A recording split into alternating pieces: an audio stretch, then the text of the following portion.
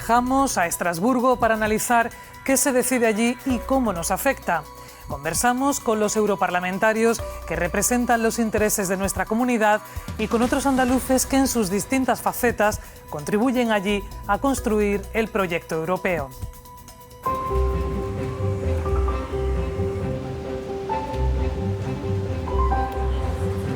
Si hay una ciudad donde las fronteras se difuminan, esa es Estrasburgo. La capital de la región del Gran Este francés, a solo 8 kilómetros de Alemania, ha sido objeto de disputa constante entre las dos grandes potencias europeas hasta el final de la Segunda Guerra Mundial. Quizás por eso, aquí son tan importantes los puentes, los que sirven para cruzar el río Ill, y los figurados, los que unen para intentar entenderse.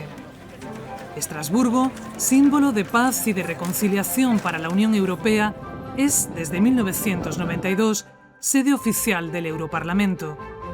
A más de 2.000 kilómetros de Andalucía, lo que aquí se decide es crucial para nuestras vidas.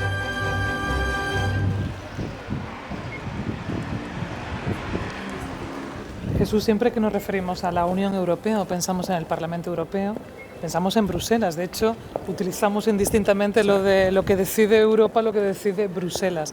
Pero Estrasburgo también existe y esta es la prueba. Sí, estamos aquí en el Parlamento Europeo, que tiene su sede oficial en Estrasburgo. Y aquí hay 705 diputados de todos los Estados miembros de toda la Unión Europea que se reúnen, bueno, pues para tomar decisiones. No es solo Bruselas, también es Estrasburgo. Entramos en este edificio circular que en días de pleno como el de hoy es una auténtica torre de Babel. La principal labor del Parlamento es legislar codo con el Consejo Europeo, la reunión de los primeros ministros o presidentes de los 27 Estados miembros. También decide sobre acuerdos internacionales y supervisa al resto de organismos europeos. Más del 57% de la legislación española proviene de leyes que se han adoptado aquí a nivel europeo. 12 veces al año, los eurodiputados se reúnen en sesiones plenarias en este hemiciclo, donde ahora interviene el presidente de Chipre. Durante 4 o 5 días al mes, esto genera una actividad enorme. Y sé que es una ciudad multilingüe, donde se hablan 24 idiomas. Todo eso conlleva una gestión del día a día, bueno, alucinante. El resto del trabajo diario y de las comisiones se realizan en Bruselas. Trasladar desde allí a Estrasburgo a eurodiputados y personal supone, según el Tribunal de Cuentas Europeo, un desembolso de más de 100 millones de euros anuales. ¿Cómo se sustenta eso y cómo se le explica a la gente? Yo creo que se le explica porque la Unión Europea, que no es un Estado y que tampoco es una federación, pero que está a caballo entre las dos, tiene un sistema de funcionamiento muy descentralizado. No hay una sola capital. Eso tiene un coste, sí, pero yo creo que ese coste en el fondo se compensa pues, a través de lo que es los equilibrios de los países, el orgullo de cada uno de los países de contar con una parte de la actividad del Parlamento Europeo. El español Jaume Duch es portavoz del Parlamento Europeo desde 2017. Conversamos con él en la sala de prensa del Europarlamento, su lugar habitual de trabajo. Desde aquí informa a los periodistas de los pasos que da esta institución, la única de la Unión Europea elegida con nuestros votos.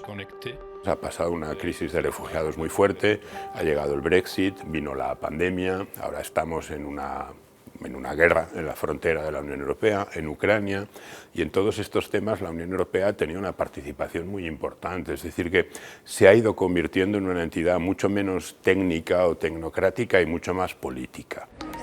En este contexto, España asume la presidencia de turno de la Unión Europea. El adelanto de las elecciones generales ha obligado a cambios en la agenda.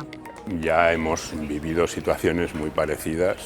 En sí no es un obstáculo, pero sí que es verdad que ya en la parte final de la presidencia se requiere siempre un impulso político.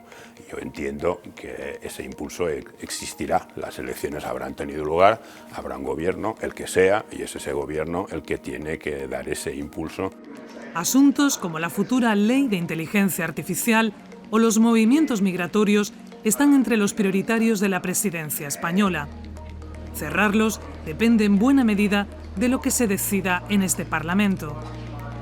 Una granadina, 2 sevillanos y un malagueño son los 4 eurodiputados andaluces, con sensibilidades políticas distintas, pero unidos por su compromiso con Andalucía. Desde la innovación, desde la agricultura, absolutamente todo, del roaming, de que podamos hablar sin coste adicional, los Erasmus que permiten a nuestros jóvenes realmente tener experiencias que de otra manera muchísimos jóvenes, muchísimos hogares no podrían. Lo que pasa es que se ve todavía muy lejos, pero aquí hacemos una labor que es prioritaria. El empleo, la competitividad, en definitiva, todo aquello que está relacionado con la vida de los andaluces y de cualquier español se está tratando aquí. Por eso es importante que la voz de los que venimos de allí se haga patente y se resalte aquí en la Unión Europea. Creo que es importante que haya una mayoría de representación aquí, el máximo posible, de diputadas y diputados que vengamos a darle voz a los pueblos, que vengamos a trasladar los problemas reales. Las competencias en agricultura y en pesca son exclusivas de la Unión Europea. Es decir, la Junta de Andalucía es el nuestro gobierno de Andalucía, pero las decisiones se toman aquí.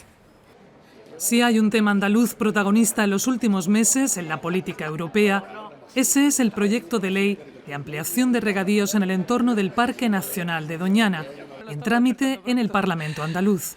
El compromiso con la lucha contra el cambio climático debería ser esencial y deberíamos de dejar de manipular y deberíamos de dejar de ser frívolos y utilizar políticamente un tema tan sensible y tan importante. El tema de Doñana se ha puesto de actualidad al politizarse los previos a una campaña electoral. Yo lo único que pido es que se defienda Doñana, pero que no se ataque al sector de la agricultura, que no tiene culpa de lo que está pasando en Doñana. Un tema candente en un Parlamento en el que no hay disciplina de voto. Pactar y alcanzar acuerdos es decisivo. Para mí muchas veces los intereses españoles son más importantes que los intereses ideológicos, en muchos casos. Y por lo tanto, y eso les pasa también a muchos diputados. Por lo tanto, no hay mayorías claras. La política es el acordar, la política es negociar y llegar a acuerdos. Y yo, que vengo del mundo sindical, te tengo que decir que si no fuera porque somos capaces de negociar y acordar, no sería posible avanzar en ningún sentido.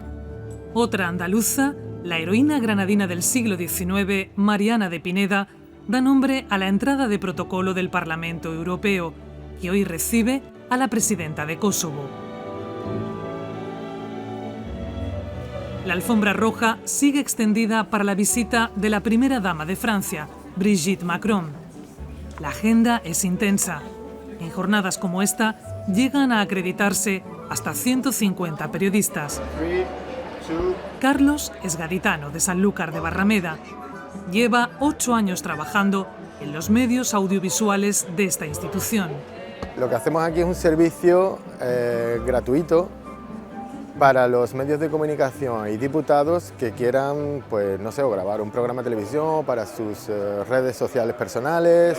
Antes de llegar al Parlamento también cubría cumbres europeas y tal.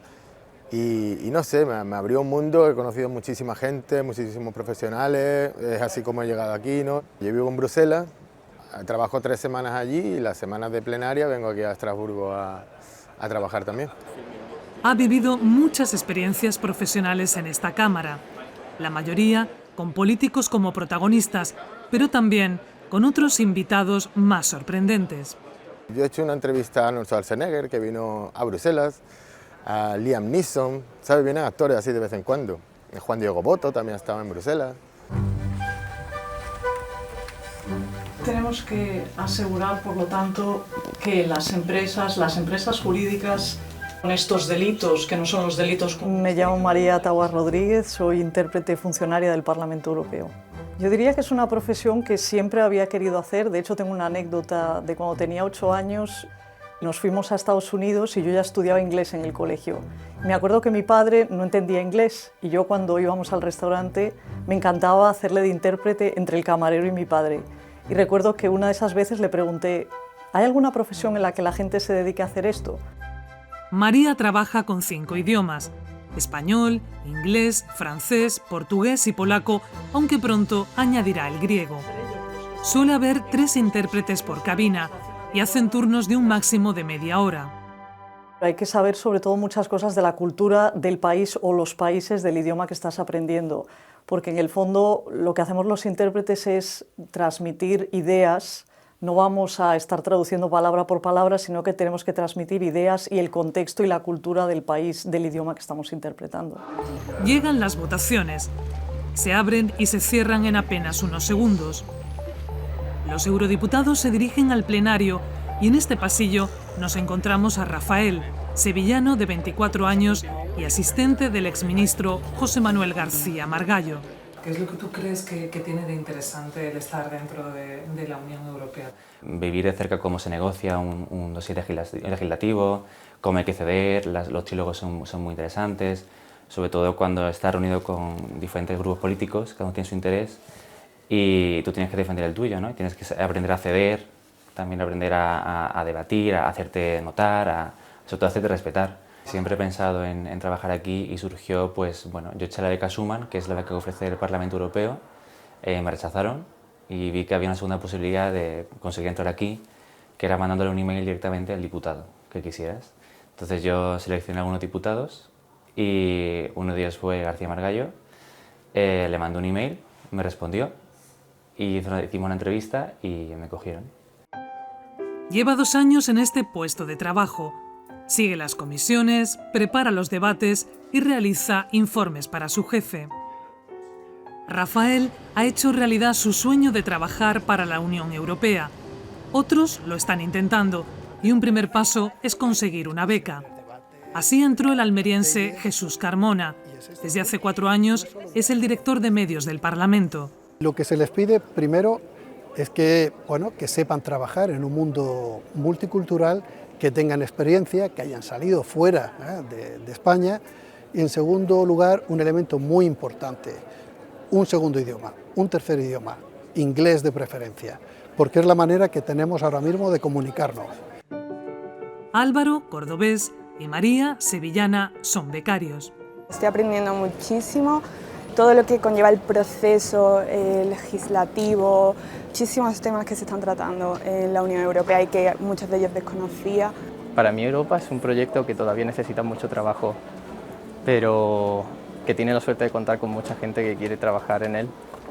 Y bueno, hay muchas cosas que no se pueden predecir, pero yo soy optimista.